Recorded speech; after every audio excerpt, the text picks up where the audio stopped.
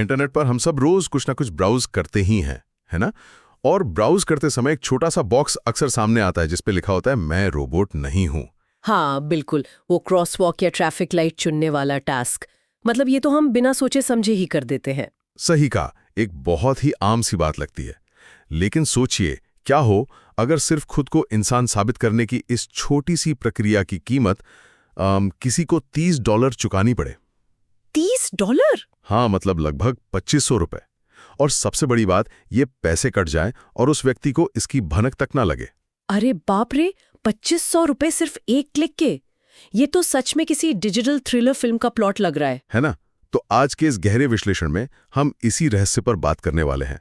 हमने इन्फोब्लॉक्स और कॉन्फिडेंट के रिसर्चर्स की कुछ बहुत ही विस्तृत शोध सामग्री पढ़ी है और आज हमारा मिशन है इस पूरे साइबर सुरक्षा के जाल को डिकोड करना। और ये कोई छिटपुट या छोटा मोटा हैकिंग का मामला नहीं है। मतलब जो डेटा सामने आया है वो बताता है कि कैसे स्कैमर्स हमारे इस बुनियादी डिजिटल भरोसे को ही एक हथियार बना रहे हैं।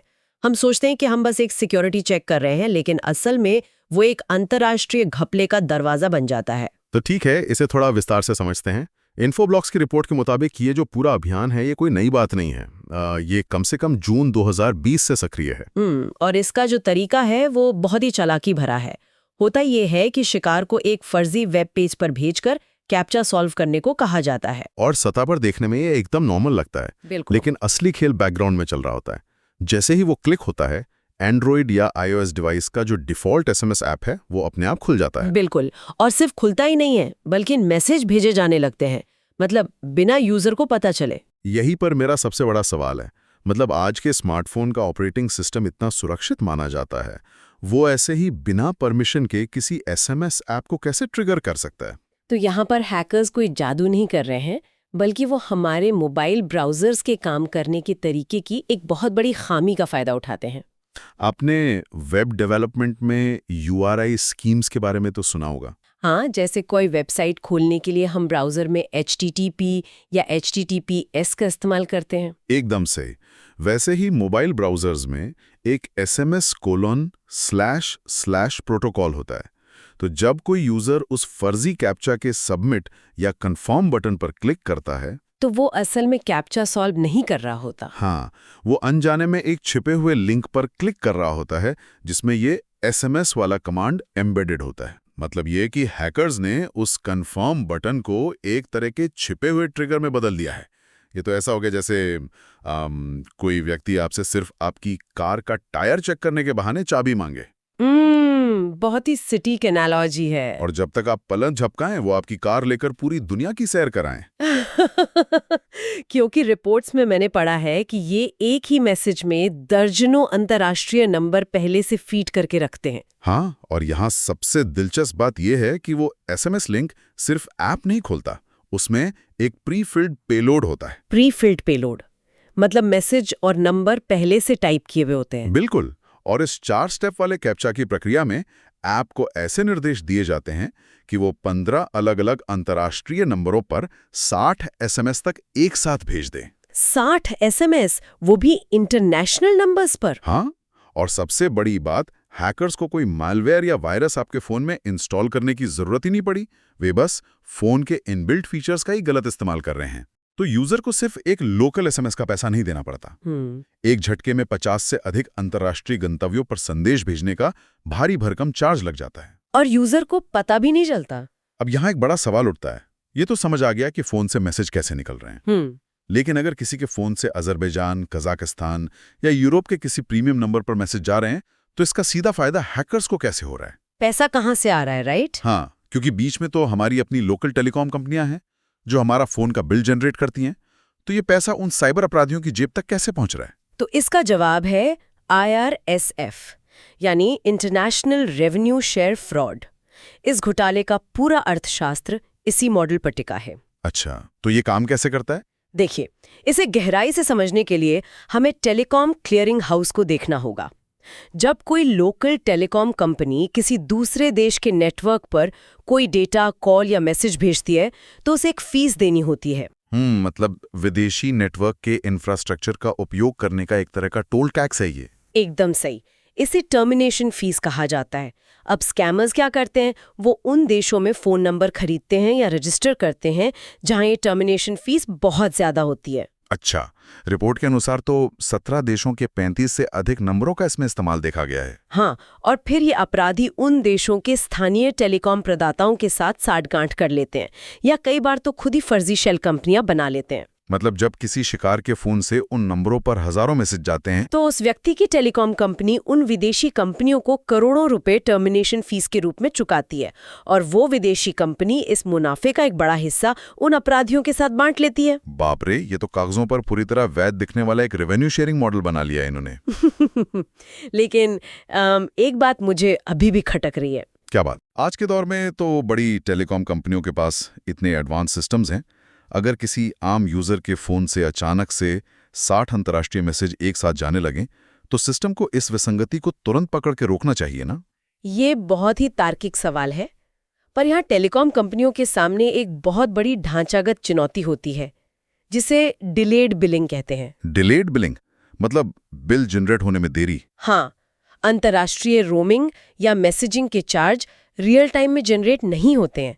इन मैसेजेस को कई अलग अलग अंतर्राष्ट्रीय गेटवे और क्लियरिंग हाउस से गुजरना पड़ता है। अच्छा, तो उन क्लियरिंग हाउस का काम रोजाना के अरबों ट्रांजैक्शन का हिसाब रखना होता है और वो तुरंत बिल नहीं भेज पाते? बिल्कुल, ये जो चार्ज है ये बिल में हफ्तों बाद जुड़कर आते हैं और तब तक वो शिकार बन चुका व्यक्ति उस कैप्चा वाली घटना को पूरी तरह भूल चुका होता है। जब उसे बिल मिलता है तो उसे याद ही नहीं रहता कि उसने विदेश में कोई मैसेज भेजा भी है। और जब तक यूजर्स की शिकायतें आनी शुरू होती हैं और चार्ज रिवर्स करने की बात उठती है, तब तक स्कैमर्स अपना वो रेवेन्यू शेयर लेकर सिस्टम से पूरी तरह गायब हो चुके होते हैं। तो डिलेड बिलिंग उनके लिए एक पर्दा है जिसके पीछे छिपकर वे भाग सकते हैं। लेकिन जरा उस पल के बारे में सोचिए जब कोई उस फर्जी वेब पेज पर होता है। वो कैप्चा सॉल्व करने वाला मोमेंट। हाँ, अगर किसी को कुछ भी अजीब लगेगा तो वो तुरंत अपने ब्राउजर का बैक बटन दबाकर बाहर निकलना चाहेगा, है ना? हैकर्स यूजर को वहां रोके कैसे रखते हैं? यहीं पर इस तकनीकी जाल का दूसरा हिस्सा सामने आता है जिसे बैक बटन हाईजैकिंग कहते हैं। Back button hijacking? ये तो नाम से काफी खतरनाक लग रहा है। हाँ, वेब ब्राउजर्स हिस्ट्री को कैसे याद रखते हैं, हैकर्स इसी का फायदा उठाते हैं।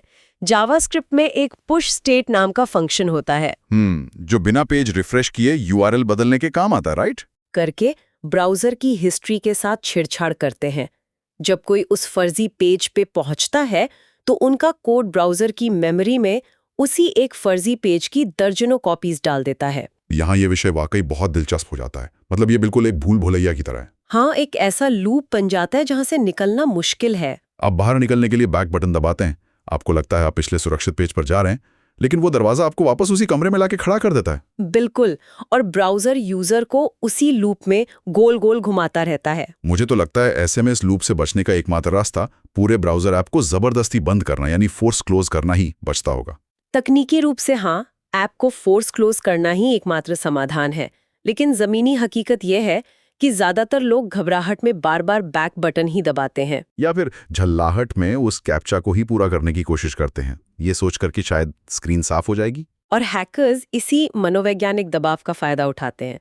ये तकनीकी जबरदस्ती उनके सक्सेस रेट और रेवेन्यू दोनों को कई गुना बढ़ा देती है। सक्सेस रेट से याद आया, मैंने शोध में पढ़ा कि वे इस पूरी प्रक्रिया को हवा में नहीं छोड़ते, वे इसे बहुत बारीकी से ट्रैक भी करते हैं। एक कुकी का जिक्र था सक्सेस रेट नाम से। हाँ, वो कुकी एक मार्कर की तरह काम करती है, ट्रैक करती है कि कोई व्यक्ति जाल में किस हद तक फंसा है। तो क्या वे इंटरनेट पर आने वाले हर व्यक्ति को निशाना बनाते हैं? नहीं, और यही बात सबसे डरावनी है। वो हर किसी को टारगेट नहीं करते। उनका सिस्टम सिर्फ ट्रैकिंग नहीं करता, वो फिल्टरिंग भी करता है। इसके लिए वो एक क्लॉकिंग लेयर का इस्तेमाल करते हैं। रुकिए, ये क्लॉकिंग लेयर कैसे काम करती है? क्या ये वेबसाइट के लिए किसी तरह के डिजिटल भेष या नकाब की तरह है? आप इसे एक इंटेलिजेंट गेटकीपर कह सकते हैं। जब कोई विजिटर उस लिंक पर आता है तो ये क्लॉकिंग लेयर उसका आईपी एड्रेस, डिवाइस का यूजर एजेंट और नेटवर्क डेटा चेक करती है। अच्छा, प्रोफाइलिंग हो रही है मतलब? हाँ, अगर उसे लगता है कि ये कोई आम इंसान नहीं बल्कि किसी साइबर सुरक्षा कंपनी का ऑटोमेटेड बॉट या रिसर्चर है, तो वो लेयर उस विजिटर को एक एकदम नॉर्मल सुरक्षित दिखने वाली वेबसाइट पर भेज देती है। अरे वाह, मतलब वो सुरक्षा रडार के नीचे आराम से छिप जाते हैं। बिल्कुल, और अगर डेटा से पता चलता है कि ये कोई असली कमजोर इंसान है जिसका डिवाइस हैक किया जा सकता है, तभी उसे उस कैप्चा वाले फ्रॉड पेज पर धकेला जाता है। ये तो पूरी तरह से एक परिष्कृत कॉर्पोरेट मशीनरी की तरह काम कर रहा है, जहां कस्टमर फनल का इस्तेमाल हो रहा है ना? एकदम प्रोफेशनल सेटअप बना रखा है। तो अगर वे इतने बड़े पैमाने पर लोगों को स्कैन कर रहे हैं, ट्रैफिक को अलग अलग पेजों पर भेज रहे हैं, तो इस पूरे ट्रैफिक को मैनेज कौन कर रहा है? एक साथ लाखों लोगों को बिना सिस्टम क्रैश के रूट करना कोई आसान काम तो नहीं है। इस भारी भरकम ट्रैफिक मैनेजमेंट के लिए वो TDS का सहारा लेते हैं, यानी ट्रैफिक डिस्ट्रीब्यूशन सिस्टम। इन्फोब्लॉक्स की रिपोर्ट में खास सिस्टम का बहुत जिक्र है, जिसे केटारो TDS कहते हैं। हाँ, मैंने पढ़ा था इसके बारे में। लेकिन किटारो तो मूल रूप से कोई हैकिंग टूल नहीं है ना? नहीं, वो असल में डिजिटल मार्केटिंग कंपनियों द्वारा इस्तेमाल किया जाने वाला एक वैध एडवर्टाइजिंग ट्रैकर है। इसका काम ये देखना होता है कि विज्ञापनों पर क्लिक करने वाले लोग कहाँ से आ रहे हैं। तो एक लीगल मार्केटिंग टूल जो इंटरनेट पर विज्ञापन ट्रैक करता है, उसे हैकर्स ने अपने सिस्टम का इंजन बना लिया है। हाँ, इन्फोब्लॉक्स के विश्लेषण में TA2726 जैसे थ्रेट एक्टर्स का जिक्र है। इन्होंने चोरी किए गए या क्रैक किए गए लाइसेंस के जरिए इस टूल का नियंत्रण ले लिया है। और अब वो इसे विज्ञापनों के लिए नहीं, बल्कि दुनिया भर के स्पैम ट्रैफिक को रूट करने के लिए एक रेलवे स्विचिंग यार्ड की तरह इस्तेमाल कर रहे हैं। बिल्कुल, अपनी क्लॉकिंग लेयर मेंटेन करने और सही शिकार को सही धोखाधड़ी वाले पेज तक पहुंचाने के लिए। और इसके आंकड़े सच में दिमाग चकरा देने वाले हैं। हाँ, इन्फोब्लॉक्स के रिसर्चर्स ने जो डेटा निकाला है उसके मुताबिक अक्टूबर 2025 से जनवरी 2026 के बीच सिर्फ 4 महीनों में 120 से अधिक अलग-अलग अभियानों का पता चला, जिनमें 13,500 डोमेन से जुड़ी 2,26,000 DNS क्वेरीज देखी गई। मतलब ये कोई छोटा-मोटा हैकर का काम नहीं है। और अगर हम इसे बड़ी तस्वीर से जोड़कर देखें तो ये डेटा एक और खतरनाक ट्रेंड दिखाता है।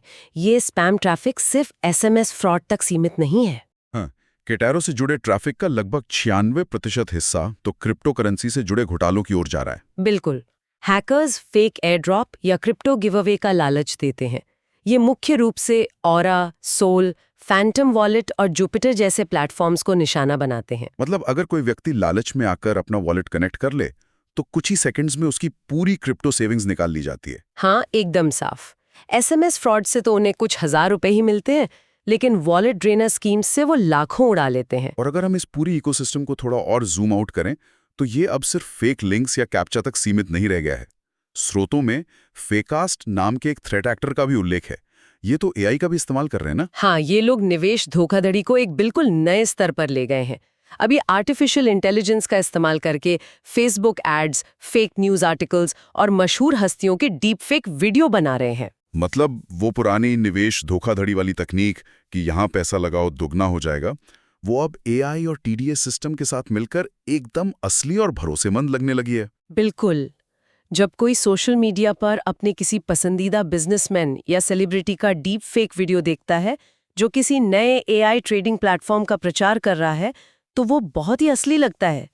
इंसान का स्वाभाविक संशय वहीं खत्म हो जाता है। तो मतलब AI डीप फेक का इस्तेमाल करके सबसे पहले इंसान का भरोसा जीतो, उसके बाद TDS सिस्टम का इस्तेमाल करके ट्रैफिक को छुपाओ, और अंत में बैकबिटन हाईजैकिंग और कैप्चा लूप्स के जरिए व्यक्ति को बाहर निकलने का कोई मौका ही मत दो।